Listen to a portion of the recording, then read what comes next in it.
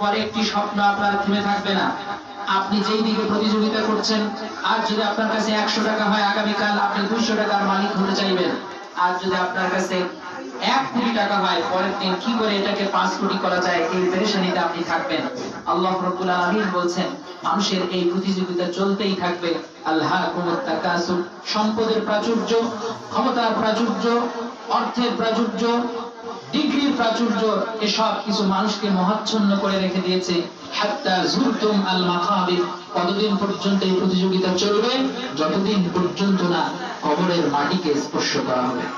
আর আল্লাহ রাব্বুল আলামিন মানুষকে বললেন, আজ তোমার এই প্রতিযোগিতার সমাপনী এখানেই করে দাও, বরং ওই দিকে প্রতিযোগিতা করো। সারিউ ইলা মাগফিরাতিম মির রাব্বিকুম, তোমার রব তোমার জন্য যেই পথে ক্ষমা রেখেছেন আর মানুষকে প্রশ্ন করে দিয়েছেন, ওয়া জান্নাতিন আরদুহা কাআরদিস সামাই ওয়াল আরদ, ওই জান্নাতের দিকে ধাবিত হও যেই জান্নাতের বিশালতা এই দুনিয়ার আসমান এবং জমিনের থেকে বেশি।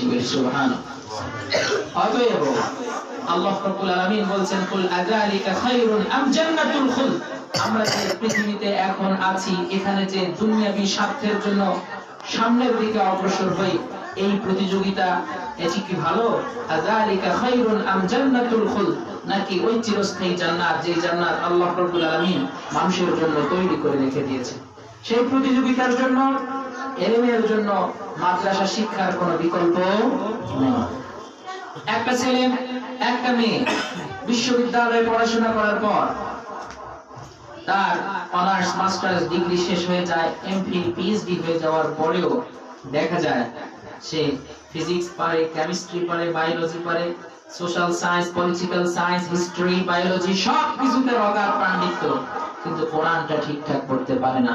এমন সমাজে আছে নাকি নাই? আওয়াজ দিয়ে বলুন, আছে না নাই? আমার প্রশ্ন হলো, যে জাতি মুসলিম জাতি হিসেবে, যে জাতির রাসূল বলেছেন বুইসতু মুআল্লিমান লিউতাম্মিমা মাকারিমাল আখলাক, যে নিজে শিক্ষক হিসেবে এসেছেন পৃথিবীর সকল মানুষকে ছাত্র বানিয়ে, সেই নবীর শিক্ষা কার্যক্রম অন্য কোনো বিদ্যাপীঠে হয় না, বরং একজন ছেলে কিংবা মেয়ে 12 বছর, 14 বছর, 18 বছর পড়াশোনা করার পর মূর্খই থেকে যায়। তার কারণ ইলমে দ্বীন তার ভিতরে হয় না। ইমাম মুসলিম বলেছেন, ইলম কি? মা ক্বালাল্লাহু ওয়া রাসূলুহু ফাহুয়া ইলমুন, আল্লাহ যা বলেছেন, রাসূল যা বলেছেন, এটি ইলম। কোন মানুষের যদি এই শিক্ষা না থাকে,